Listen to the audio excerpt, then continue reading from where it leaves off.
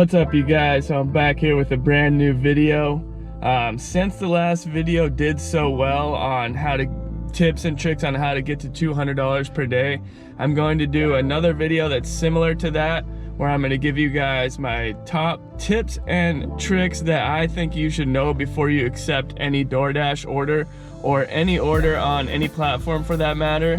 So what I'm going to be doing is giving you things I wish I knew before taking orders to get to $200 per day. So things that I think you guys might want to know, things that I think that are going to be useful for you guys, things that I wish that I knew in the beginning when I first started before taking deliveries. So I have a list on my phone like I did previously. I'm going to be looking at notes on my phone, and I'm going to give you guys the top list that I came up with for things that I wish I knew before accepting orders on DoorDash or any other platform for that matter. And I want to say a huge thank you to Sarah Elizabeth. She's been really great in helping me out, sharing my videos, telling people about me. It's been really great. I just want to say thank you. Thank you to all of you guys out there too, so much for watching my videos. And without further ado, remember guys, smash that like, comment down below, subscribe for more if you want to hear my tips and tricks. I try to put out content out there for anybody who needs it, wants to watch it. And I just try to help you guys to make the most amount of money that you can while out here doing the gig work, because I know advice and experience goes a long way. So without further ado, let's get started with today's video.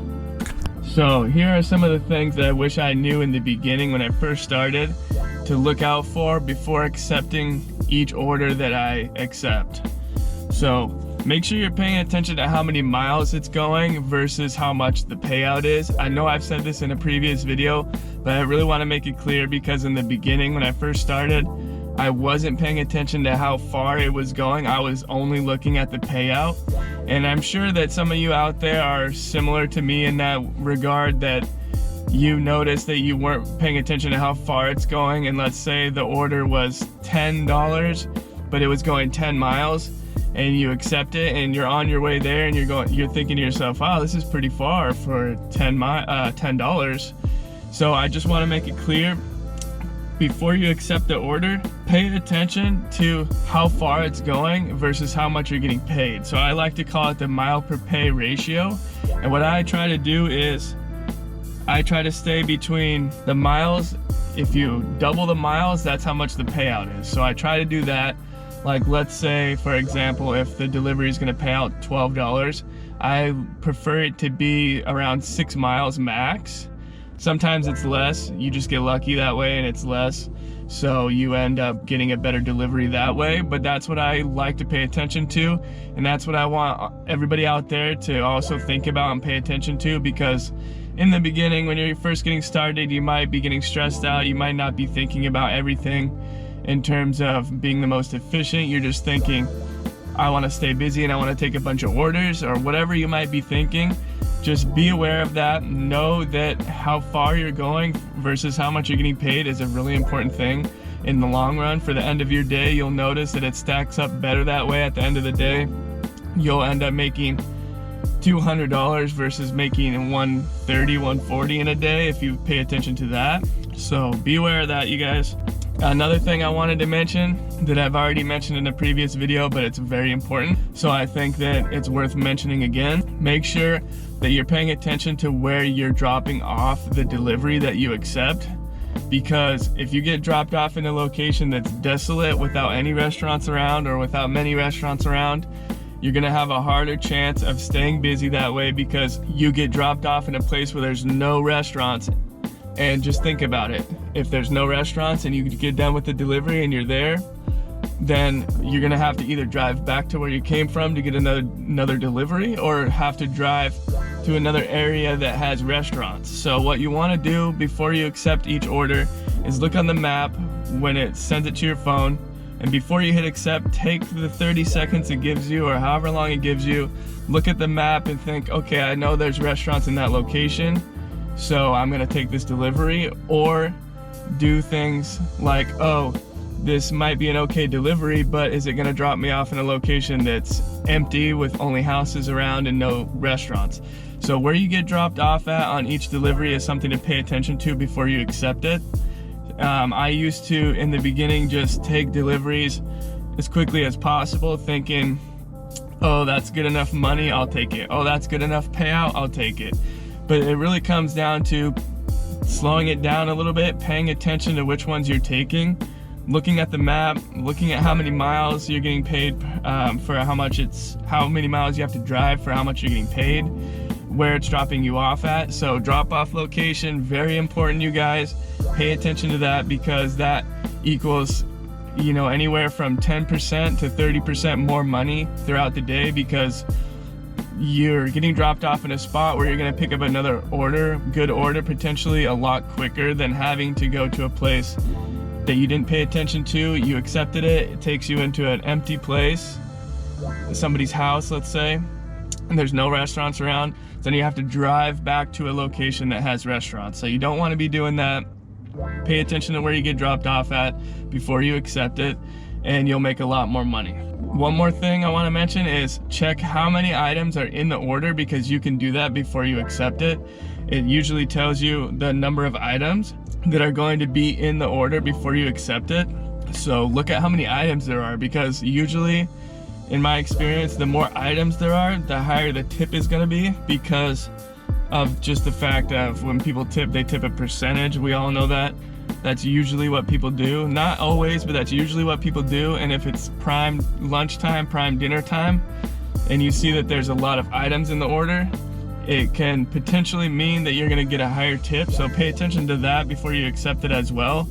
And I do wanna say, I've said this previously, but I'll say it again. If it's a place like a fast food joint, or like, let's say Taco Bell or McDonald's, or some place that you know has sauces, sometimes the item count doesn't matter, only in those situations. So let's say it's KFC, McDonald's, Taco Bell, Del Taco. They put each sauce as its own individual item. I don't know why, that's just how it is. But so if you go to those places, if you're getting an order from one of those places and it says, like, let's say 16 items, but it's from Taco Bell, you could pretty much be assured that most of the items are going to be hot sauce packets or ketchup packets or whatever. But if it's from a nice restaurant and it has a lot of items, then you know that it's going to be a bigger order, and there's potentially going to be a higher tip after you deliver it. That leads me into my next tip that I wanted to give you, is that pay attention to the restaurants that you're picking up from, that you're accepting from. If it's a better quality restaurant, you're pretty much going to be assured that you're going to get a higher tip on that as well. So pay attention to that, because, you know, if you're picking up from fast food joints, or, you know, just restaurants that aren't as high quality, you're not going to get as high of a tip. But if you do all the other tips that I've been giving you so far throughout the video, you could be rest assured that you're going to get a tip, or a decent tip on there. Because if you're looking at it with the other tips I was giving you, then most likely you're going to know that there's going to be a good tip on there, because I try to give you guys tips and advice only that's going to give you orders that have either good tips or just tips in general, because you're not going to be taking, let's say, an order that's going 2 miles that pays like $7 without a tip. You know that has a tip on it because of how far it's going and how much you're getting paid. So I got a little off track on that one, but just remember, pay attention to the quality of the restaurant. So if it's a nice restaurant and you're paying attention to the other tips I gave you in this video, that you know that you're most likely going to get a better tip. So I know I've gone over this already, but I like to try to keep my mileage that I'm driving for each delivery, at least the miles I'm going versus how much I'm getting paid. I like to keep it at, they're paying me double what the mileage is. So I'll say it again. Example here, let's say I'm driving 5 miles and the payout's going to be $10. I like to keep it that way. I call it the mile per pay ratio, and that way I've come to find out that usually every time I do it that way, it's a nice tip. I take the order, I'm a lot happier that I took it. And again, guys, I'm happier that I took those orders, but know that if you're seeing orders that don't look like that, just wait, because DoorDash gets orders constantly.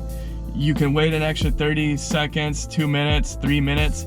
If it's worth the wait, if you wait an extra 3 minutes to get a delivery that's gonna tip you well. So think about it like that.